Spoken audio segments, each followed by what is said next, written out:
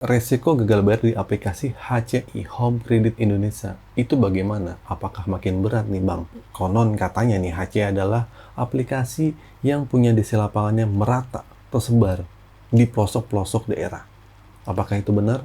Oke, simak video ini sampai habis biar kalian paham dan makin tahu bagaimana cara menghadapi gagal bayar di aplikasi HCI. Banyak yang bilang, orang katanya bilang HCI itu nggak ada di 102 pinjol yang legal Bang.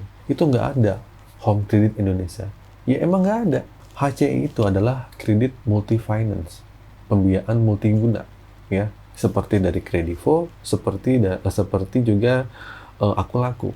Kalau kalian cari Aku Laku, HCI dan Kredivo itu nggak ada, sama sepertinya seperti Credit Plus, One Finance dan Adira Finance. Nah, HCI ini banyak banget orang yang gagal bayar di sini karena itu adalah biangnya aplikasi, yang aplikasi tertua dari pinjaman online. Sebelum ada pinjaman online, HCI ini sudah ada. Pinjaman online kan baru mulai kesini-sini aja ya, mungkin di tahun 2018-17. Tapi Home Credit Indonesia ini, itu sudah ada dari sebelum zamannya itu. Terbukti dari kayak pembiayaan furniture, kalau misalnya kalian ke toko-toko, ke elektronik, itu pasti ada HCI. Pasti itu selalu bersebelahan ya. Kalau kalian dulu ke Hypermart, atau ke Carrefour gitu, atau mungkin dulu namanya Giant ya, sekarang udah nggak ada tuh, udah bangkrut. Nah, itu biasanya selalu menawarkan mau kredit di HCI atau di Ion. Karena banyak banget toko-toko yang menawarkan kredit HCI, furniture. Ini tidak menutup kemungkinan DC-nya pun ada. Buat kalian yang ada di daerah, kalau misalnya di daerah Jawa atau Kalimantan atau Sumatera, di tokonya itu ada HCI, otomatis itu pun ada DC lapangannya. Bicara DC lapangan, nggak usah dipungkiri lagi deh, gitu kan. Saya nggak bisa mendata ya, apakah di sini ada apa enggak gitu. Karena dari 100 orang yang gagal bayar di lokasi suatu tempat, itu biasanya itu cuman 10 bahkan 30% aja yang didatengin. Ya walaupun HCI bisa mendatengin semuanya, tapi saya pikir HCI punya kapasitas kenapa kalian jadi nasabah yang tidak didatengin DC. Nah, banyak orang yang komentar di video saya yang dulu pernah saya bahas tentang masalah HCI gitu. Yang gagal bayar itu ada yang 25 juta, 50 juta dengan tenor yang lumayan panjang. Nah, keuntungan dari HCI ini tenornya tuh panjang, limitnya juga gede. Nah, biasanya itu untuk modal usaha. Salesnya pun rajin banget untuk menawarkan ini ada pinjaman kakak dapat limit lo 20 juta, dapat limit lo 30 juta, ayo buat modal usaha.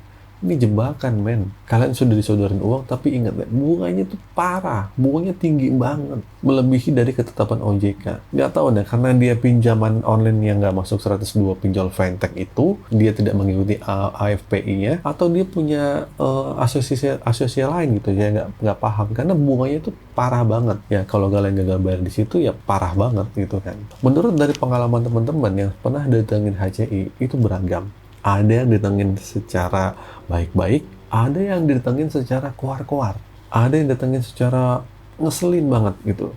Yang baik, alhamdulillah, ya akhirnya kita bisa terima baik. Ya baik-baik aja gitu, datang juga nggak sering-sering banget. Yang jadi masalah, ada DC yang rajin banget, hampir setiap hari datang. Dia datang sekali, datang lagi hari keduanya, mungkin selang berapa hari terus datang lagi. Adapun datang yang cuma seminggu sekali, bahkan ada yang datang yang per 2 minggu sekali dengan orang yang beda-beda atau dengan orang yang sama. Masing-masing daerah punya tipikal masing-masing DC-nya. Ya, jadi nggak bisa dipukul rata apakah DC itu baik apa enggak. Baik atau tidak baik itu relatif, tergantung kita bisa menerimanya apa enggak. Kalau saya, kalaupun DC datang harus memenuhi sertifikat profesi sebagai DC, harus sesuai dengan surat yang datang nominalnya gimana gitu kan. Terus harus melalui kelengkapan dokumen. Saya agak ribet kalau misalnya nanyakan seperti itu. Walaupun saya tahu banyak kan DC yang datang itu tidak bisa melengkapinya, hanya sekedar DC pihak ketiga. Lah, inilah yang kadang banyak orang ribut, pada akhirnya DC-nya kasar. Mungkin awalnya DC-nya baik, cuman akhirnya pada kalian bilang, ayo mana aku suratnya, kalau kalian punya nyali silahkan, nggak apa-apa, ajak ribut aja, memang kayak gitu nggak jadi masalah. Kalau kalian emang nggak punya malu atau berani malu lah misalnya di depan orang-orang, di tetangga-tetangga mau ngomong seperti itu, silahkan.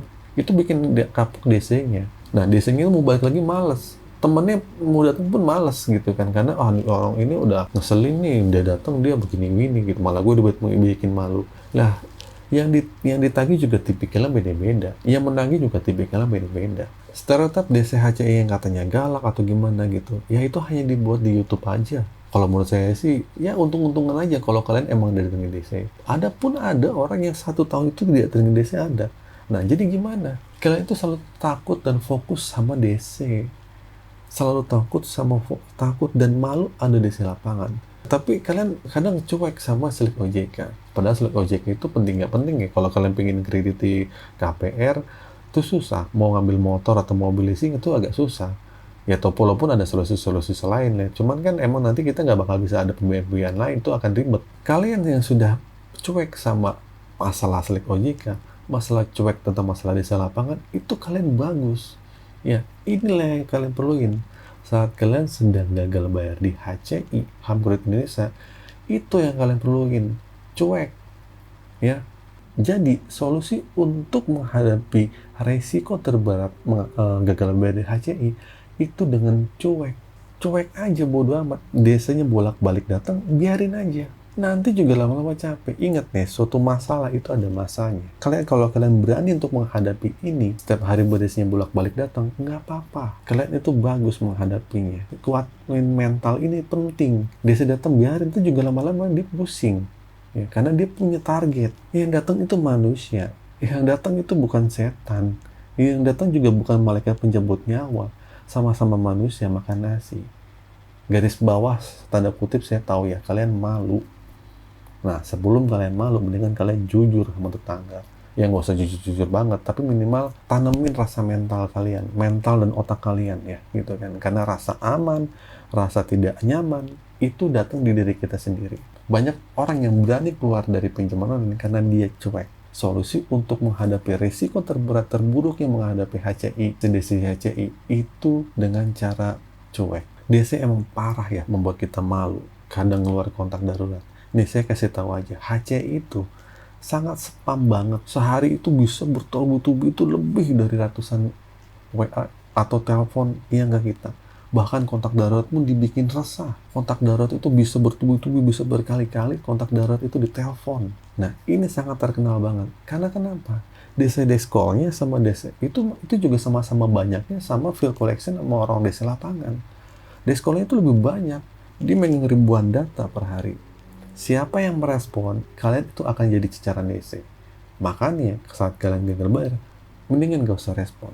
Ya, ganti kartu boleh, silakan. Oke, itu sih teman-teman video kali ini. Semoga video ini bermanfaat, menguatkan mental kalian yang sedang gagal bayar di HCI. Ya, gagal bayar itu biasa, gagal bayar itu wajar.